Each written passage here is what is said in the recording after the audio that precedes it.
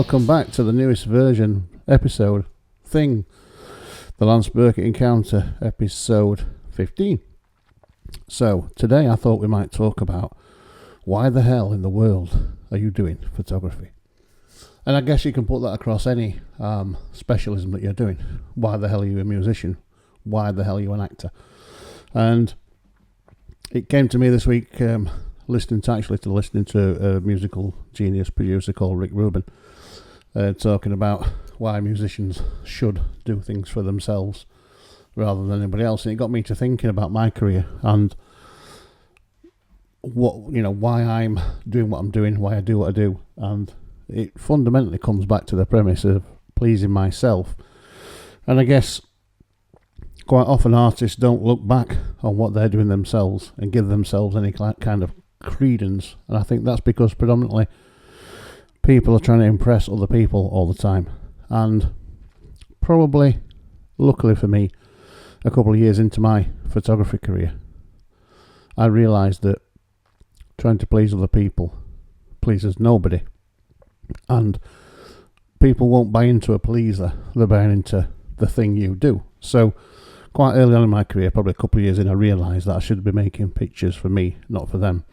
And when I did that, it made me a completely different photographer. But not only that, it made me a better critic of my own work. But further than that, when you're producing work for yourself, when you're making stuff, be it your own project, be it a commercial gig, whatever it is, when you're making stuff, photographs, to please yourself, that's when other people start to buy into you. If you're making photographs to please other people, you're never going to please them. And that's because you won't really have a good angle or a good affinity with that work you're making. An example would be, I'm my own worst critic, or biggest critic, best critic, I guess. Worst critic's the wrong phrase. I am my own biggest critic. But within that critique, I'm being honest. And I can only be honest with myself if I'm making work to please my own standards. And quite often, I think, quite often photographers don't do that. They're too busy trying to please everybody else. So when I started just trying to please myself, first and foremost, whether I'm shooting fashion, buildings, skyscapes, nightscapes, puppy dogs, whatever I'm doing, I'm looking at that picture as I'm going through my selections and I'm saying, is that the best I can do? Is that the most creative? Is it any fucking good? And if I don't get a yes, an affirmative to all of those things, then the pictures won't see the light of day. They'll end up on the cutting room floor, as they say. They'll end up in the bin. And you can see this. You can see this across my work. But even just on these pictures I've got on screen now, taking snapshots of our pup, Paddy, when we got him. Just taking random pictures of him. And most of them are dog shit. Most of them will never see the light of day. But within that, you come to a space and you go, oh, actually, that was interesting. That's really what I was trying to do. And although these aren't for commercial use, they're only my wife and me and the kids seen them. When I'm looking through them, I am thinking, my God, that's a load of shit. Oh my God, that's a load of shit. Oh dear, that's a load of shit. And this is just taking snapshots of our dog. And when you come to them and you look at them, as in you're going to edit them, you've already gone through that process of pleasing yourself. And if you don't know what pleasing yourself is, if you're not making pictures to please yourself, if you're making them to try and convince other people to like you or to buy into you, then you can't ever go through the process of culling them down to only show your best, to only show the ones that really work. And I don't think I've picked a very good folder here, to be fair, because they're all shit. But the idea is, you know what you want to produce, you know the quality, you know the aesthetic, you know the composition, you know the exposure, you know all that stuff you want to produce. And you instinctively know then if you don't produce it. Like I've just said, all these pictures are just snapshots and they're a lot of shit really. It's probably one that's worth using or showing.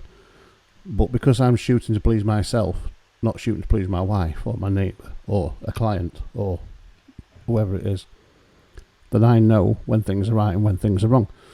And how can you expect the wider public, potential clients or actual clients, to buy into your aesthetic if every photo shoot you do, you're trying to please somebody else and not yourself? So, yeah, just reading that quote, or listening to that quote from Rick Rubin, just made me realise that I think that's what's wrong with a lot of photography. I've said this before and I'll say it again, there's a lot of mediocre crap out there. There's a lot of good marketers who aren't very good at photography, but they're very good at marketing. And they get work, and they get plaudits, and they get applause, and they get all that other wondrous stuff. Oh, you're awesome. Because they're good at marketing, not at photography. And I think, well, I pretty much know, actually, that the main issue why they're not very good is because they're not pleasing themselves. They're just shooting any old shit in the hope that somebody looking will like it. And then they're very good at marketing, so they market their way into places. What are the benefits from pleasing yourself? Well, the main benefit for me is that what lines up your aesthetic, your look, your style, your feel. Somebody books me for a shoot, they know what they're going to get. They're going to get technical incompetence, and they're going to get my style, how I shoot, how I angle, how I edit. They're going to get that. And that only came about from pleasing myself. And by pleasing myself, I mean all of those things I've just discussed there. I mean, I'm just looking through his pictures here of Jess. Jess is a lovely model I've worked with a couple of times over the years. And you can see, if you look through these pictures now, I'm just scrolling through, we were aiming for a certain look. And Jess looks great on every shot. But I'm just waiting for the shot, for the one that makes me go, oh, actually, that's the one. That's the one. That's the one. And there are about 30 shots maybe in that set. For me, just trying to get the one.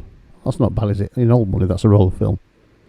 And they're all very similar. The aesthetics are all very similar on them. They're all very tight shot. Jess looks great on them all. But you're looking for the money shot. And the photographers I'm talking about, who are great marketers but shit photographers, don't know what the money shot is. So they'll pick any shot, or they'll use any out of that. And the amount of photographers I've stood with, either mentoring them or just stood talking to them while they're selecting pictures, and I see them scrolling and scrolling, and they go past the one that you know is the money shot, and they never see it, and they pick another one which is probably, in the grand scheme of things, only about 20% off being the right shot, but nevertheless it's off being the right shot, and they use that and edit it. And I'm standing there thinking, oh man, if you'd have just gone back a couple of shots, that was it, that was the one. And quite often it's difficult, when you're looking through them, particularly as thumbnails, to figure that out. And you need to, bring them up into the real world, and you can look at them side by side, and you can just see the minor changes. What is it you're looking for? And eventually you come to the one and you go, actually, that was the money shot. That was the one I was looking for. And you can see, Jess is great, she's a great model. I hope she doesn't mind me using these, but a little awkward, not so awkward. A little awkward, not so awkward. And it is just about finding that shot that just hits the money. And a lot of it depends on what you're looking for aesthetically and what you're trying to gain from that shot. But I find that if you're trying to please yourself here, not trying to please the model, not trying to please the client, I'm saying I'm looking for this thing. The right shot gets taken and the right selection gets made.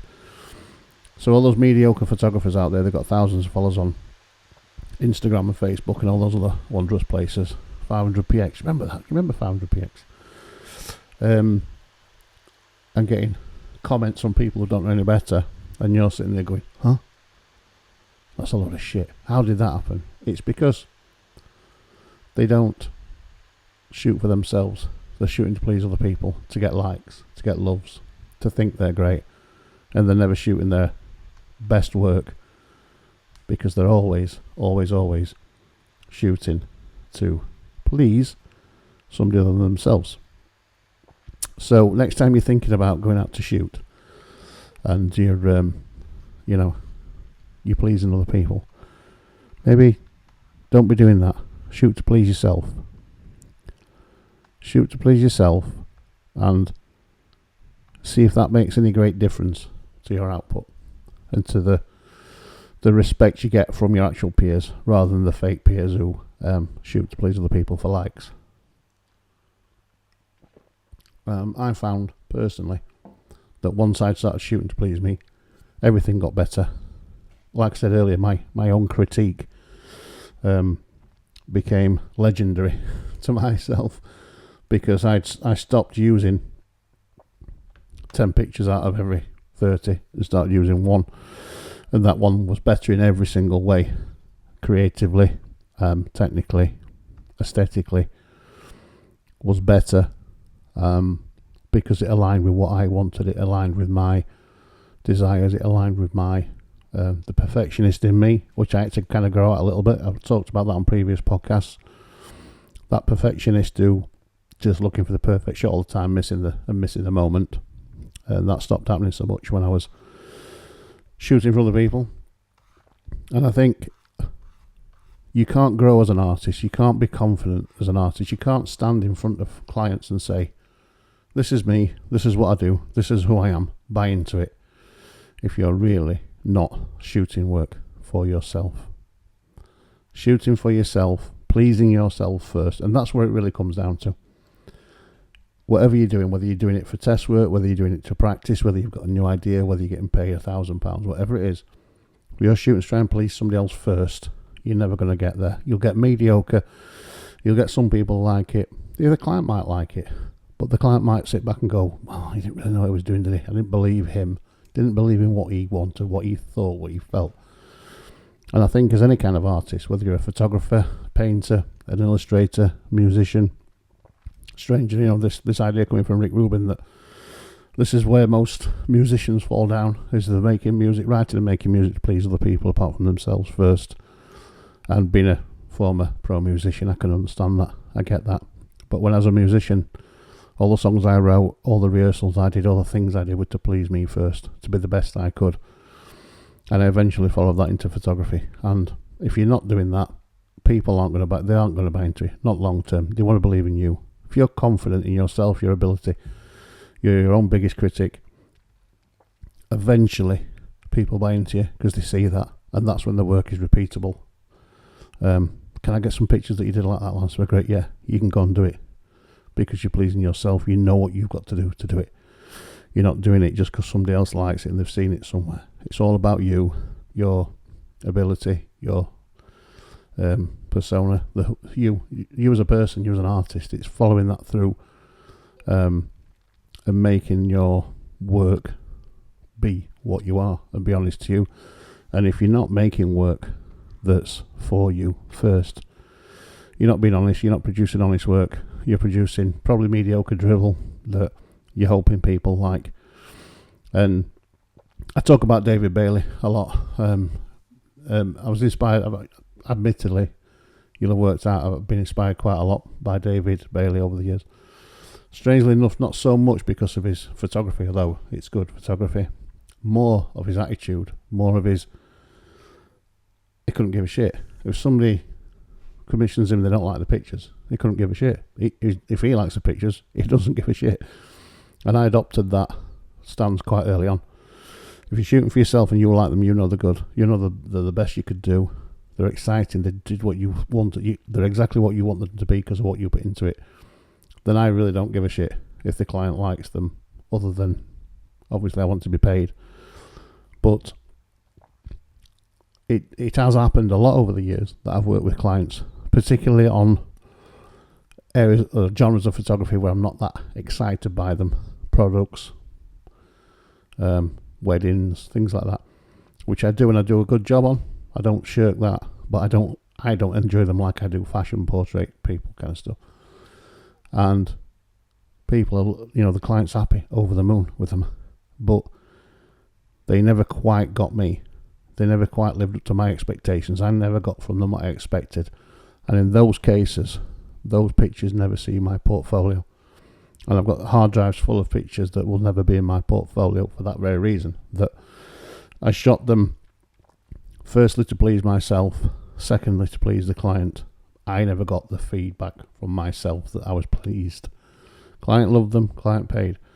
Me personally, not so much. And I'm sure that's happened to some others. I'm sure lots of people out there that take photographs and don't ever use them because they haven't quite hit the heights that they wanted, and that's fine. It shows to me that you've got standards and you're trying to create something that resonates with you first, rather than making everybody else happy. Again, it's got worse since digital, because many photographers, using that term loosely, are shooting for likes, not shooting to make good pictures, and that shows. And excuse me, it sounds like I'm being a bit sour. You know, the photographers have got thousands of followers and thousands of likes. Great, good luck to them. But if you're shooting for that, what are you really making?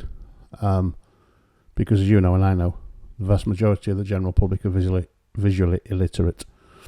They like what they like. They like things that are bright and shiny and beautiful, and they look great, but they don't really know photography.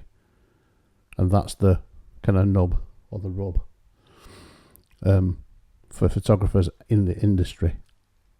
You know, that it's not just about likes and about having a following.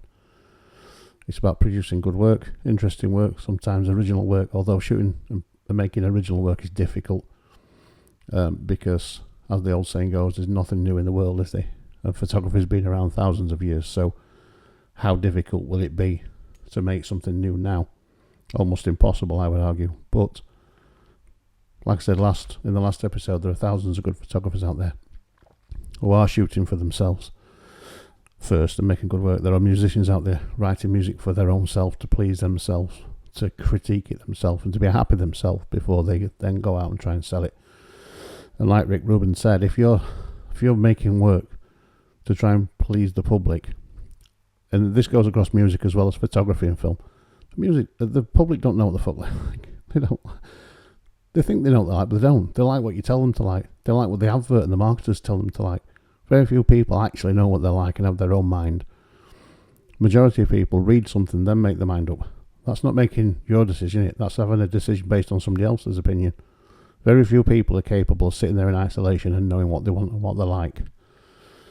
And I think the best musicians, the best filmmakers, the best photographers, the best sculptors, the best painters, the best whatever it is, are the best and do the best work because they're first making it for themselves and not for somebody else, and certainly not to please the crowd.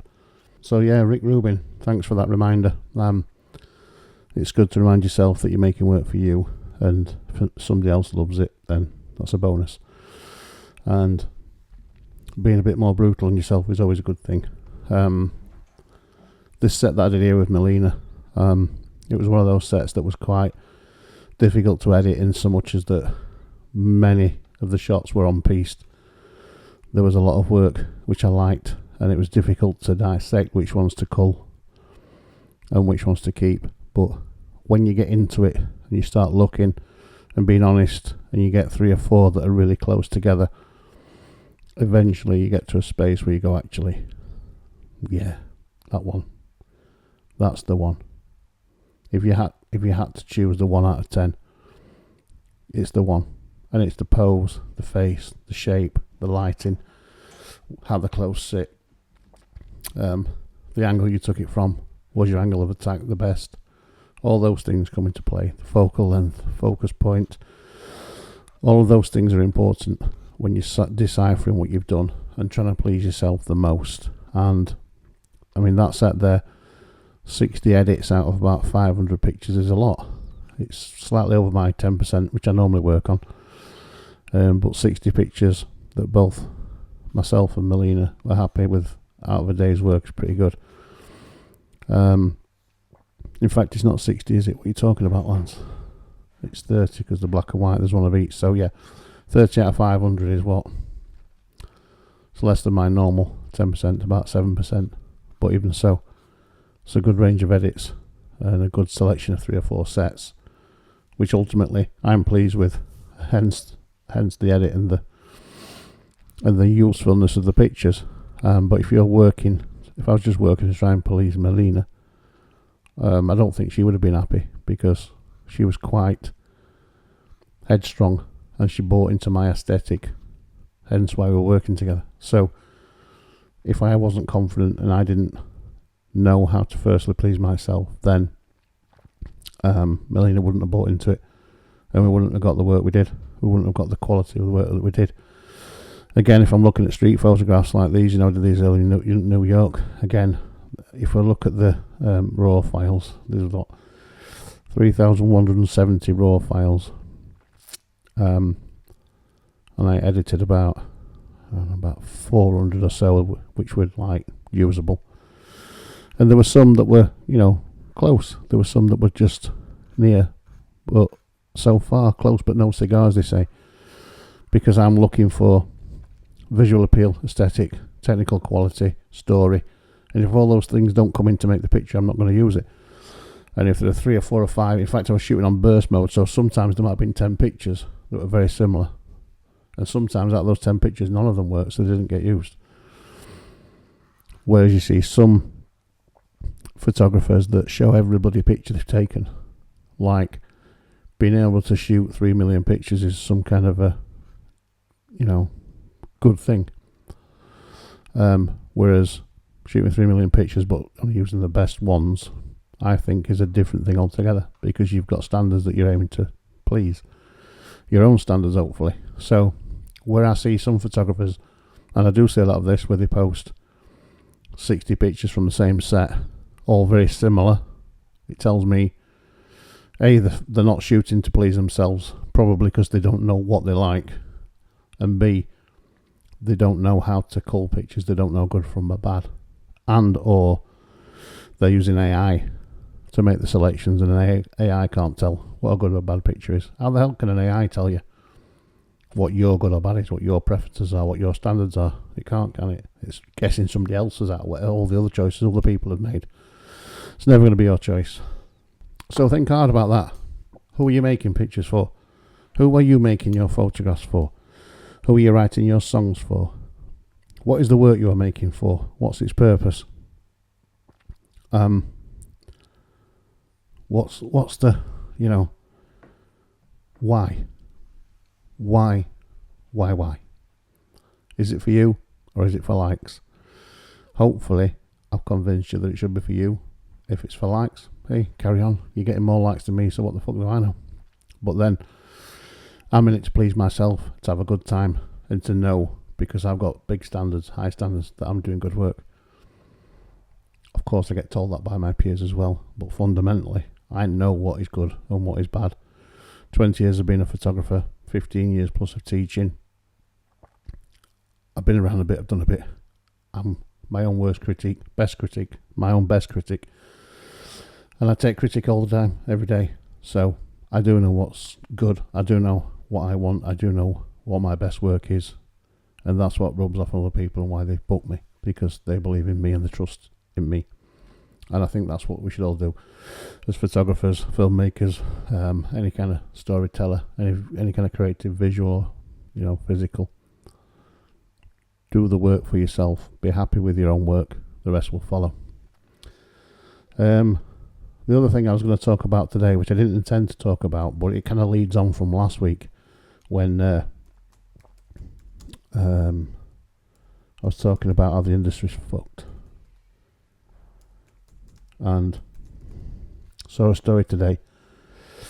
I was talking last week about how the industry's FUCK'd, and just looking on newsfeed today, and I saw a story about British photographer ranking and his agency, advertising agency company, which is filed for bankruptcy. And I thought, wow, that surprised me, because it looks like over the last couple of decades anyway, maybe 3 decades almost for ranking, everything he's touched has turned to gold. From his magazines to his photography business to all the little TV shows and documentaries he's done, little competitions, if he runs all that. It seems to be everything he touches turns to gold. But it appears that the ranking group, his advertising agencies, filed for bankruptcy, which is sad. It's terrible news, because it just kind of forces home to me more that the industry has been shafted mostly by poor decision making from people with money and the pushing of AI. And I read some of Rankin's comments about why he thought it had happened, and over the last 5 years, what had gone wrong. And he just squarely pins it on those kind of people, reducing the budgets and using AI for solutions instead of real life human creatives. And I guess it's caught up with them now. So my worry is that it won't be Rankin, it'll be the other ad agencies, model agencies, photography agents that will start falling foul. And as I've said on previous podcasts, until I'm blue in the face, until we fight off AI, until we stamp out AI, until we get fucking rid of AI, the industry is going to keep going south. And I understand most of you exist at the end of the business, which is miles away from Rankin. But if something like Rankin can't sustain a business through his contacts, through his work, through the people he knows, what chance has anybody else got at the bottom end or at the middle? We've got to support all businesses, small and large, known and unknown. If we don't support each other, we don't get behind each other, this story is going to be one of many filtering down the system in the next few years. And I've already revised my estimate for the end of photography from 40 years down to 5. When I see stories like that, I'm thinking 5 might be a stretch. So I wasn't going to talk about it again today, but I just happened to come across that story earlier, and I thought it was quite poignant given what I spoke about a couple of weeks ago, and asking the question as to whether the industry is foobarred or has been purposely foobarred. And AI keeps coming back. The AI thing keeps coming back and back and back, and it's not going to go away until we make it. And we need, I'm not going to say it again. You know what I think? We need to fuck AI off in all of its forms, in all of its guises. And until we do, we're going to be faced with this stuff, and we'll all be dinosaurs before long if we don't. Snub it out and just keep saying no, and keep paying the photographer, and keep paying the designer, keep paying the creatives. What a miserable, horrible, pleasureless world it's going to be if AI does everything for us. I don't want to live in that world. I don't want my kids to be in it. So let's keep fucking fighting. And that brings me on to the next thing we're going to talk about today, because it affects this as well, and that's teaching, and not just photography teaching, but all types of teaching, and the lazy way many people are now doing this to earn money easier without as much effort. And the people who are fundamentally losing out are the students.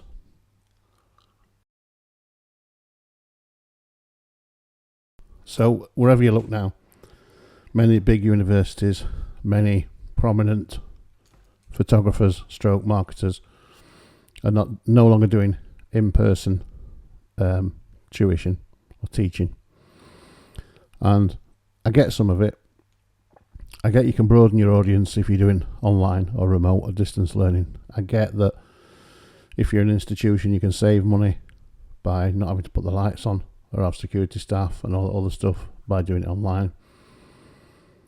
But I know through research that not just student grades, but students' acumen, students' real life application has suffered since those horrendously enforced, ridiculous lockdowns in 2020. And what's come of that is people realising that they no longer have to make the effort of arranging a space, travelling, being there to teach. They can do it online workshops, they can do it over Zoom. But even worse than that, and I'm talking now really about self-employed types, doing what you might call e-books or learning modules, where student just watches a lot of pre-recorded stuff, gets a certificate at the end. And for me, that's no better than teaching somebody through AI. And I want us as a collective not just photographers, but as teachers, creatives, any industry really, to remember what it's like to be taught in person. And my experience, my vast experience in this area, tells me that we're letting students down, we're letting ourselves down. Teachers are becoming worse teachers because they're being lazy, because they're not engaging in as much one-to-one discussion. They're not emoting feedback like they used to. They're not showing students exactly how to do something because there's such a distance between them. An example I'll use is, if I'm teaching, I've taught a lot of Photoshop over the years. A lot of Photoshop. And I've taught it online and I've taught it in person. And if you give me a choice between online and in person, I'll do it in person every time. And you might think, well, why is that, Lance? Because they're on a computer, you're on a computer. And it's almost gone. Yeah, give it me in person every time. And you might think, well, why? Person's online, you're online. Why do you need to be in the room for Photoshop? If I had £1 for every time I've gone, can you remember where I said the layers were? Can you remember where I said the adjustment panel was? Can you remember where I said levels were? And then we spend 10 minutes going around circles trying to get them to remember where it is. If I'm in person in the same room, I can reach over and go, there it is. And they can go, oh yeah. I can go, there it is. And they go, oh yeah. Online, it's an absolute pain for most students, even the most switched on ones. Then, if we're doing a trick like altering levels like I'm doing in front of you now, just little pinch on levels to change the contrast and the exposure to perfect it, trying to explain that and get people to do that and follow instruction online is difficult. It's doable, but it's difficult. And again, because you're so busy showing them and making sure they're doing the right things, when you can't see their screen, you're either sharing yours or they're sharing theirs. You've got a group of people, you can't tell who's doing what. Then you get a load of questions. If you're in a room with them, you can show them on your big screen, and then you can just walk around and have that discussion. And when a split second, students have got it. Oh yeah, that's it, Lance, thank you. That's the thin end of the wedge. That's a simplistic view. That's a very simplistic view. When you're talking to people online, whether it's one-to-one or whether it's a group, there's an emotional disconnect. And by that I mean, you can't always decipher a person's energy, how they're really feeling, what they really want and need. But when you're sat in a room with them, and you're sat across from them on a table, you can feel that. You can see the energy. You can read people's body language. You can't do that online. So whether you're teaching a subject and you're trying to show somebody what to do or how to do something, or whether you're listening to their concerns and their needs, doing it across a video screen detaches the human element from it. And I will lay my reputation on the line and say, you ask 95% of students whether they want to be taught in person or online. And probably with the exception of maybe games development students, because in my experience they love to be taught online, they will say, teach me in person. Just to get me in the classroom, or get me in the studio, or get me in a cafe, or get me somewhere where I can talk to you, where we can have some actual real world contact, and you can explain to me, and you can read my emotion, and I can read your intent, and we can move on more quickly with all the right information, delivered in the right way, accepted in the right way. But I fear, because just recently seen a lot of universities change from an in-person model to an online, solely online model, that's going to have a negative effect on student outcomes and students' experience. But more worrying than that, even what I would call good and respected photography tutors have started to do, they put an even bigger distance between themselves and their student. So there used to be come to an online seminar where the photographer or editor or whoever it was teaching would be sat in a seminar, at least you could put your hand up and ask questions. Now, they're not even doing that. They're producing e-resources. I guess it's like when you have to do some mandatory training at work and you have to go through the module and there's a little video clip and it tells you what to do and there's a little test at the end of it. More of them are getting like that. And it makes my teeth itch because as a student myself, I was a student of photography, I've been a student of many things. I know that I want the tutor to direct me properly. I need to ask the teacher some questions. I might want some confirmation of something. I might not understand it. I might learn in a different way to the person reading the book next to me. I'm a very active learner. It's kinesthetic. I need to do to learn. Watching a video of how to do something is not going to learn me. I ain't going to learn it like that. But most, if not all, of the good the good photography tutors are now online. And not only did they have that separation of being in the room, they're now online, they're now remote, they're now even detached from that because everything's pre-recorded. For me, that's not teaching. For me, that's a cheating way of making more money by doing less work. It's not interacting with your students, it's not fair to your students, it's not showing you in a good light, it's showing you as being... It almost, for me, puts it holds people in contempt, because why would any teacher want to put that much distance between themselves and their student? It doesn't make any sense to me, other than it's an easier way to reach more people and make more money. And I think fundamentally that comes down to, and I know I've said this before in previous podcasts about it being, I understand we're in tough times, think times are hard, we haven't got much money, I know there's blah blah blah blah blah and all that. But watering down yourself as a teacher to the extent where you're just basically sticking PDFs out and some videos and going, there you go. Oh, it's free. You can get a lifetime access for 30 quid. Because what I'm hoping to do is attract 3 million of you. It's not teaching. It's not learning. It's not big. And it's not clever. And I see you. And there's probably nothing we can do to stop people doing that, because I think they're already so far down that road. But I would urge any teacher to not do that. I would urge any student to not buy into that. There are still some good tutors around who will come and speak to you face to face.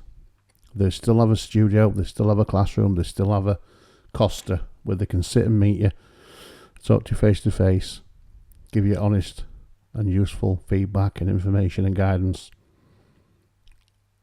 as a human being. And I think currently that's where teaching and learning is being sabotaged, partly by AI, but mostly by lazy, opportunist people and a system that's trying to earn money by spending less, but is not really focused on actual student outcomes. It's focused too much on reducing costs. And again, I do understand that, but my fear is that the student is being pushed further and further and further down the pecking order of things that matter. And I'd like to, particularly, from a freelance perspective, in the world where freelancers have options and can do things differently, that they'll take a step back and have a look at themselves and think, yeah, I learned in person. What am I doing trying to teach somebody who's a million miles away? Get them back in, get them in person, meet them, get to know them, teach them properly, give them good outcomes, let them aim for the top, and stop doing it by just trying to earn money by people you're never going to meet and probably never even going to speak to. So yeah, got a bit heavy again. God, I'm too heavy. I need to bring a couple of subjects in where we can just have a laugh and have a giggle. But it's important to me that photography survives. And I think I'm not always right, but I am right a lot of the time because I pay a lot of attention. And when you pay attention, you can see what's really going on. And I think to save photography, to save teaching, to save humanity, we've got to pull away from all those influences that are funneling us down nefarious routes. And I think one of the biggest things we need to do as a society is to societe more and be around each other more, interact with each other more. And I'm as guilty as the next person of being sucked into not being like that. But I think our strength lies in numbers, in community, in family, and in working together. And as a photographer, working with people is the pinnacle for me. When that photo shoot goes well and you connect with the person, it's the best feeling ever. Same with your teaching. When you see a student come through from very little knowledge to coming through to getting lots of knowledge and going out into the world and succeeding, ask any teacher, there's no better feeling than that. But you can't do it through a screen, through a PDF, through a pre-recorded video, and hope that it's going to be what you thought it was going to be, and that those people are going to get out of it what they thought they were going to get out of it. If I wind it all back, it comes down to what I started with: being your own worst critic, being your own best critic, and pleasing yourself first. Why am I a photographer? I love taking pictures. What do you love about taking pictures? That buzz I get when I see what I've created from the knowledge I've learned. Is it good or is it bad? Mostly good. If it's very good, I'm happy. I've pleased myself. If anybody else is happy, then that's great. But fundamentally, I've got to please myself first. Same for my teaching. If my teaching's crap, my students can't have a good time. They just can't. If I'm rubbish at what I do, if I'm not honest about what I do, that will come across to them and they will not get the experience that they deserve. It all starts with being honest and being critical of yourself. And once you do that, and once you keep that ethic and you push yourself, always better yourself, and you're always honest with yourself, then whether it's clients, students, or anybody, they'll buy into you and believe you, trust you, and they will go on and do better things off the back of it. So that was my little mini rant for today, my little thought for today. I'm really sorry that that's happened to Rankin. I hope him and his colleagues who have felt that can pull it around somehow, some other way. We've got to collectively, as a photography family, save photography. And if the big guns are struggling, then what's the hope for the rest of us? And I'll keep saying it till the day I die. We've got to end AI. It's our biggest threat. And there are a lot of threats out there. Catch you on the next step, guys. Have a great evening. Cheers.